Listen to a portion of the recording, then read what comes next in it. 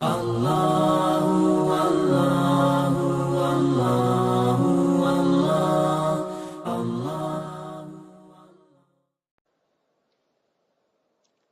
لا الہ الا کا مطلب یہ توحید ہے کہ اللہ کے سوا کوئی عبادت کا حقدار نہیں ہے. یہ ہے لا الہ کا مطلب. لا الہ کا مطلب یہ نہیں ہے کہ خالق مالک اور رازق، کوئی شک نہیں، وہ اپنی جگہ پہ توحید ہے. لیکن لا الہ، الہ عربی کا لفظ ہے، اردو کا لفظ نہیں ہے کہ آپ جو مرضی مانا کرتے پھریں. الہ عربی کا لفظ ہے، اور الہ کہتے ہیں معبود کو، جس کی عبادت کی جائے. تو لا الہ الا اللہ، اللہ کے سوا کوئی عبادت کا حقدار نہیں ہے. اللہ کے سوا جن کی عبادت کی جاتی ہے وہ عبادت میں جھوٹے ہیں، باطل ہیں، غلط طور پہ، ناحق طور پہ، ناجائز طور پہ ان کی عبادت ہوتی ہے. یہ ہے لا الہ الا اللہ کا مطلب. اور یہ وہ چیز ہے جس کو ماننے کے لیے اہل مکہ تیار نہیں تھے، ورنہ خالق مالک رازق رب کو مانتے تھے. وہ کہتے تھے لات اصل نہیں ہے، عزا اصل نہیں ہے، حبل اصل نہیں ہے، اصل اللہ ہے. وہ خالق ہے، وہ مالک ہے، وہ رازق ہے. یہ اللہ سے رزق لے کر دیتے ہیں، یہ اللہ سے شفا لے کر دیتے ہیں، یہ اللہ سے بیٹا لے کر دیتے ہیں. اس لیے ہم ان کی عبادت کرتے ہیں تاکہ یہ اللہ سے لے کر دیں. ہم طواف ان کے نام پہ کرتے ہیں تاکہ اللہ سے لے کر دیں. اصل اللہ کے لیے بھی کرتے ہیں، جانور اس کے لیے بھی ذبح کرتے ہیں، ان کے لیے بھی تاکہ یہ اللہ سے لے کر دیں. دعا اللہ سے بھی کرتے ہیں، ان سے بھی کرتے ہیں تاکہ یہ اللہ سے لے کر دیں. اور یہ میں اپنی طرف سے نہیں کہہ رہا، یہ بھی قرآن پاک میں ہے، یہ بھی قرآن میں ہے.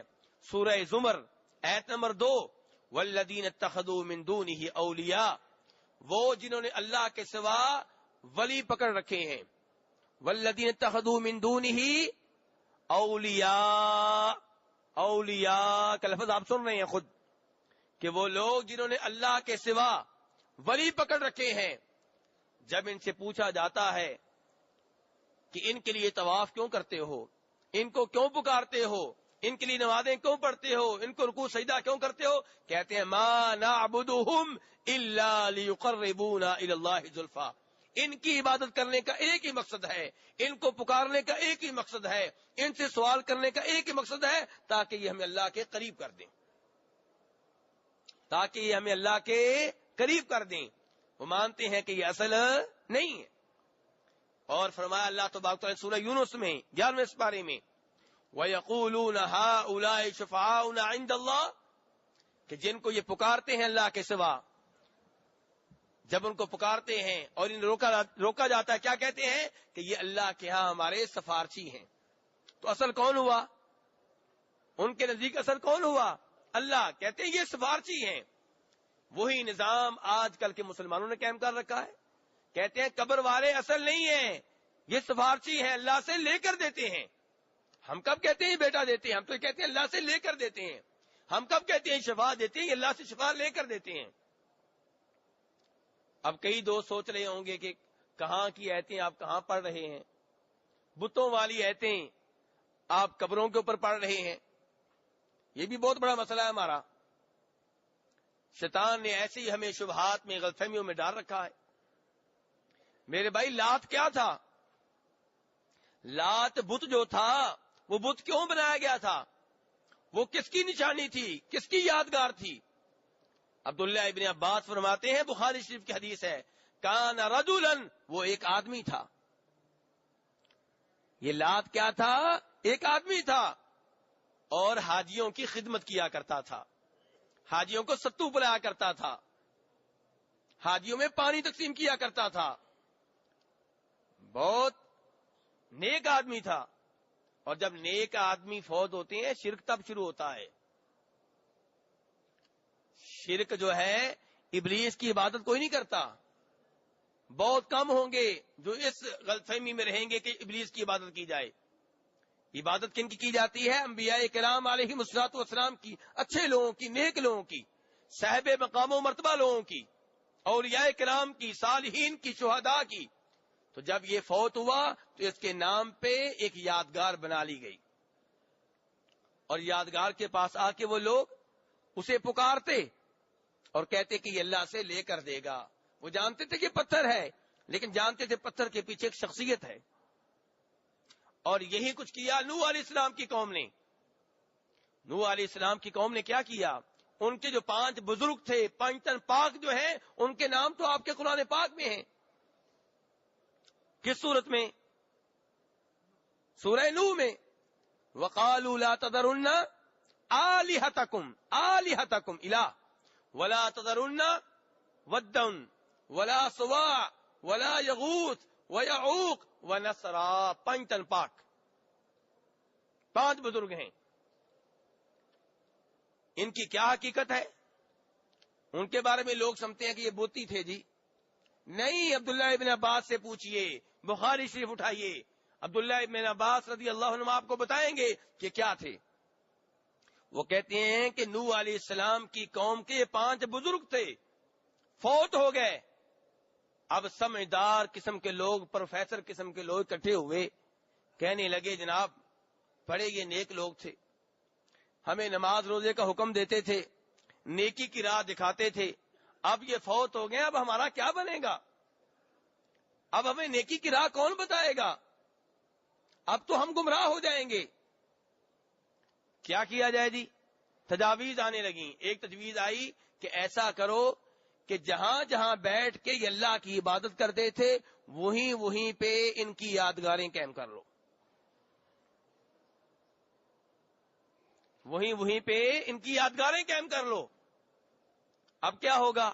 یادگاروں کے پاس جب آئیں گے، یادگاروں کو دیکھ کے رب یاد آ جایا کرے گا. اللہ تک پہنچنے کے ذرائع تلاش کیے جا رہے ہیں.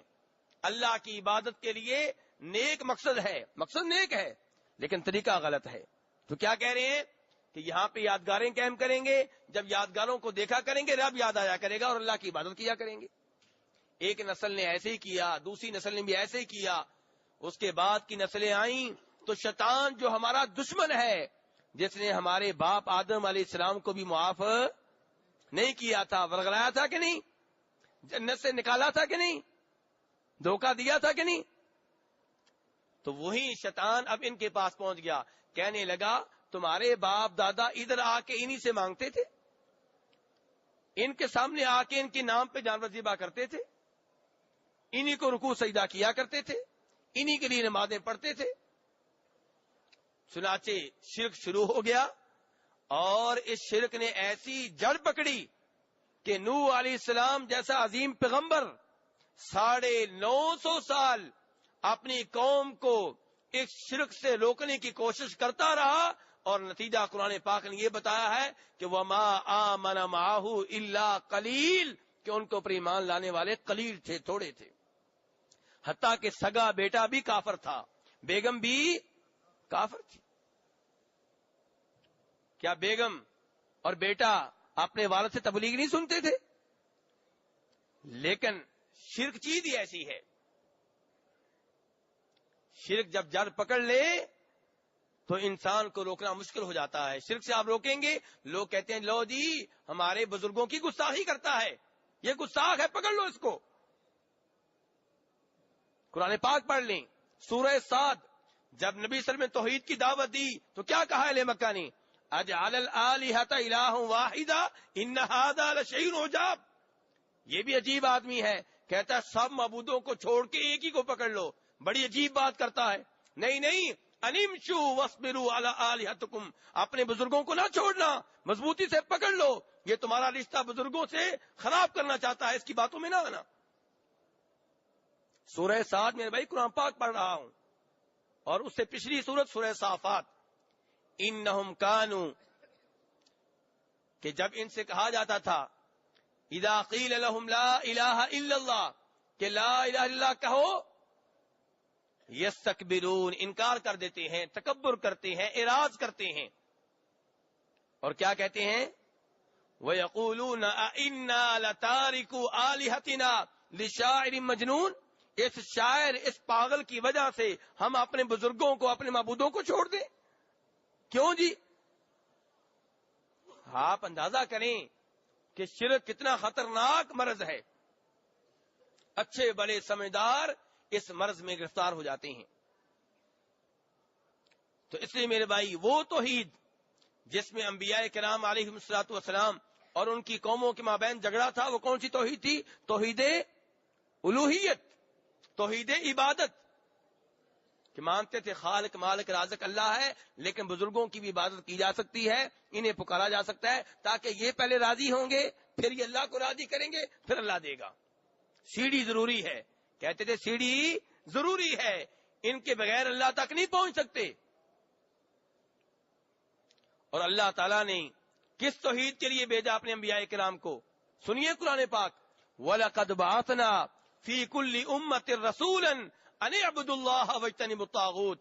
ہم نے ہر قوم میں ایک رسول بھیجا ہے، ہر قوم میں ہم نے ایک رسول بھیجا ہے۔ کیا پیغام ہے جی؟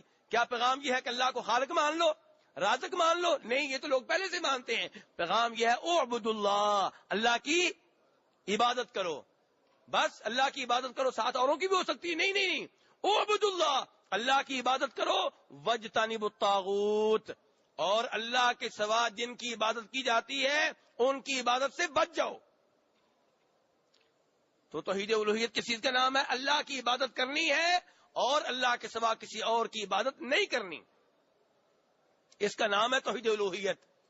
اور یہ آیت میں نے پڑھی ہے سورہ نحل کی، اور سورہ انبیاء میں فرمایا کہ ہم نے جو بھی رسول بھیجے ہیں، وما ارسلنا من قبلک من رسول الا نوحی الیہ، اس کو ہم نے کیا وحی کی ہے، کیا بتایا ہے؟ انہ لا الہ الا انا، کہ اللہ کے سوا کوئی معبود نہیں ہے، میرے سوا کوئی معبود نہیں ہے، فاعبدونی، میری عبادت کرو۔ تو رسولوں کو بھیجنے کا مقصد کون سی توحید ہوئی؟ اللہ کی عبادت، توحید الوہیت۔ رسولوں کو کس لیے بھیجا گیا میرے بھائی؟ کس توحید کی خاطر؟ توحید الوہیت۔ اور مجھے اور آپ کو پیدا کیا گیا کس توحید کی خاطر؟ توحید الوہیت۔ وما خلقت الجن والانس الا لیعبدون، کہ میں نے جن اور انسانوں کو پیدا کیا ہے صرف اپنی عبادت کے لیے، صرف اپنی عبادت کے لیے، یہ ہے توحید الوہیت۔ تو مجھے اور آپ کو پیدا کیا گیا توحید الوہیت کی خاطر، توحید عبادت کی خاطر۔ انبیاء کرام علیہ الصلوۃ والسلام کو بھیجا گیا توحید الوہیت کی خاطر۔ آپ قرآن پاک کا انداز دیکھیں میرے بھائی، قرآن پاک کا انداز دیکھیں، یا ایھا الناس اعبدوا ربکم الذی خلقکم، اللہ تعالیٰ کہہ رہا ہے اے لوگو اعبدوا ربکم، اپنے رب کی عبادت کرو۔ آگے کیا کہا ہے؟ الذی خلقکم والذین من قبلکم، وہ تمہارا رب جس نے تمہیں بھی پیدا کیا، تمہارے باپ دادا کو بھی پیدا کیا۔ یعنی کہ وہ مانتے تھے کہ اللہ ہمارا خالق ہے، اللہ ہمارے باپ دادا کا خالق ہے۔ اللہ نے کہا جب یہ مانتے ہو تو پھر عبادت بھی میری کرو۔ یہ کیا ہوا؟ پیدا کرنے والا میں، رزق دینے والا میں، سارا کنٹرول میرے ہاتھ میں، موت زندگی میرے ہاتھ میں، عبادت کی باری آتی ہے تو اوروں کو شریک کر لیتے ہو، یہ کیا ہوا؟ یہی تو غلطی ہے۔ تو اس لیے میرے بھائی، توحید الوہیت کی خاطر اللہ تبارک و تعالیٰ نے اپنے انبیاء کرام علیہ السلام کو بھیجا ہے، توحید الوہیت کی خاطر، توحید عبادت کی خاطر مجھے اور آپ کو پیدا کیا گیا ہے۔